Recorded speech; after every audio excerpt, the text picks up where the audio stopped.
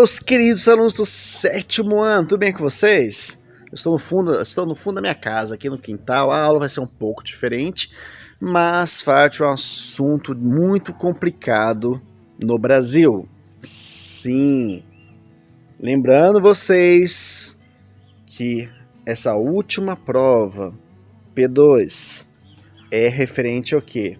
Ao capítulo 12, escravidão no Brasil.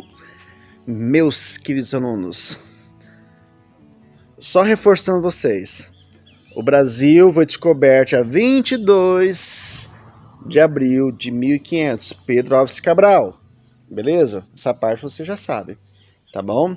Isso aí é uma certidão de nascimento, possivelmente veio gente antes, mas o cara foi lá, trouxe um escrivão, registrou, ficou com poucos dias e foi embora. Tá bom?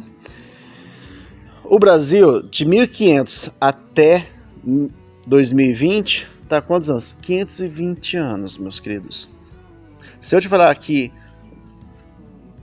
388 anos, o Brasil esteve sob processo de escravidão, ou seja, era liberado, era possível ter escravos, ou seja, pessoas tratadas como objetos, mercadorias, tá bom? Isso é triste.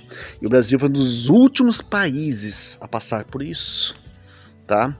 Mas aí fica a questão que eu devo falar para vocês. A pessoa o escravo, que era de maioria vindo da África, porque Portugal tinha vários comércios e terras dominadas na África, trazia o escravo para cá, para o Brasil. Você acha que eles não resistiam, não lutavam? Você, diante da situação, você não ia resistir de alguma forma? Então hoje a aula é sobre a resistência dos escravos. Tem várias formas, eu vou pontuar com vocês quatro formas de resistência dos escravos que não queriam viver essa vida. A primeira que eu vou passar para vocês é muito triste, né? Porque qual que era? O suicídio. Sim, professor, mas como assim suicídio, professor? Não é uma luta, sim. Era o suicídio. Porque era tão difícil. Para começar, a resistência não surgiu no Brasil, deixa na África, né? Na África lá, e infelizmente muitos irmãos africanos, eles escravizavam outros, né, e vendiam para os portugueses, tem mais isso também. Eles lutavam. E muitos preferiam a morte do que viver uma vida de escravo, tá bom? Muitos casos, porque às vezes ficavam dias e dias, meses nesse processo de ir até o litoral. Tinha lugares que ele ficava preso no litoral. Aí tinha os navios negreiros. Aí tinha situação assim que a mulher grávida, o que elas faziam com o bebê? Jogava o bebê no rio, no mar. Triste. Então uma forma que era comum eles tirar a própria vida. Triste essa realidade, né, meus queridos?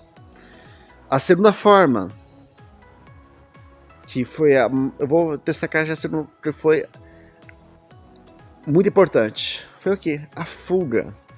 Aí fica a questão, meus queridos, vocês não iam tentar fugir? E formou-se Quilombo dos Palmares. Zumbi dos Palmares, um líder entre... Acredita-se que o Quilombo dos Palmares teve cerca de 30 mil pessoas. É muita gente. Resistiu, lutou, mas foi dominado.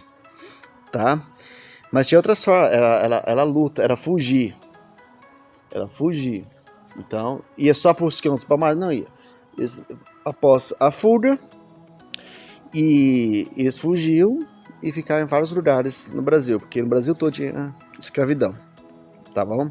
E não era só era de maioria negra, africana, claro, mas tinha muitos também, meus queridos, que eram o quê? Que eram índios também, tá bom? A terceira forma é peculiar, a carta que não era mais escravo, tá bom? E como é que conseguia essa carta? através de pagamentos. Mas como assim, professor? Escravo não tem dinheiro. Como ele vai ter essa carta de alforria? Como? Aí destacamos a diferença que existia. Tem o escravo que vivia na cidade e os que viviam na fazenda. Os que viviam na fazenda era muito mais severo, complicado. Não é à toa que quem vivia na cidade, uma forma que o seu senhor, era assim que era chamado, senhor, né? Que é o dono do escravo, infelizmente. Ele comprou, é dono. Era até uma forma de ameaçar, uma questão moral. E tipo, se você me desrespeitar, não seguir, não ser disciplinado, você vai para a fazenda. Então na cidade, eles tinham escravo trabalhar com comércio. E às vezes eles tinham que bater a meta. Então, às vezes, a sobra disso, eles juntavam o dinheiro e pagavam essa carta de alforria. Alguns compravam até outros escravos, mas isso, tudo que eu estou falando para vocês é uma forma, mas era mais difícil, muito difícil, tá bom? Mas tinha essa situação, sim, que comprava, porque assim, se o dono teve um custo por ele, então ele pagava mais ou menos esse custo, tá? Então era muito difícil, mas era possível. E a quarta forma era o que?